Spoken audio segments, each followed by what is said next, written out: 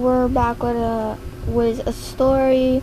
Make sure to subscribe, click that notification bell so you'll be notified every time I post a new video for you to enjoy.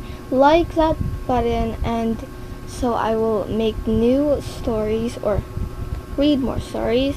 And comment below if you think this story is nice or good or cool, and share this video with a friend. Okay. The sponsored, or the one who created this story, is Valerie Thomas and Korky Paul. Winnie in winter.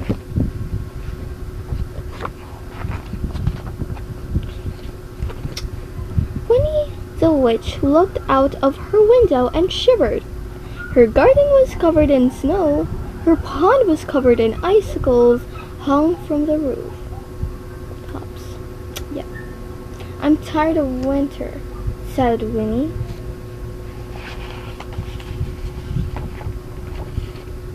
Wilbur came into the cat flap. His feet were wet and his whiskers were frozen. Wilbur was tired of winter too. Suddenly, Winnie had an idea. She stopped what she was doing, took down her big book of spells, and read it carefully. Then she put on her woolly coat, her fluffy hat, her snow boots, her gloves, and her scarf. She picked up her wand and she went outside. Wilbur already had a fur coat on, so he went outside too. He thought something exciting might happen, and he wanted to watch. Winnie shut her eyes, then she stood on tiptoe, counted to 10, waved her wand 5 times, and shouted, "Abracadabra!" And something magical happened. Above Winnie's house, the sun shone brightly. The sky was deep blue. All the snow had disappeared. It was no longer winter at Winnie's house. It was sunny summer. Winnie took off her woolly coat, her fluffy hat, her snow boots, and her gloves and her scarf. She got her deck chair and went out in the garden to sit in the sun. "This is lovely," said Winnie. "Summer is much nicer." Wilbur lay down in the sun and purred, "This is lovely." He thought summer is much nicer than winter. All over the garden, little animals were waking up. They had been having their winter sleep, and they were very cross. They came out into the garden, yawning sleepily. "It's too early for summer," they grumbled. "We want to go back to sleep." The flowers had been asleep under the snow. They woke up and began to grow. Up came the leaves, and then the flowers.